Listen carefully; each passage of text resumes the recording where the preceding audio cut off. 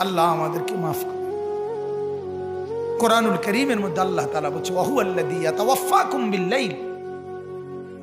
কোরআনে আল্লাহ বলে বান্দা শোনো, প্রত্যেকটা মানুষকে রাত গভীরে যে ঘুম আমি দেই সেটা ঘুম না, আমি ওয়াফাত দেই, আমি মূলত মৃত্যু দিয়ে দেই।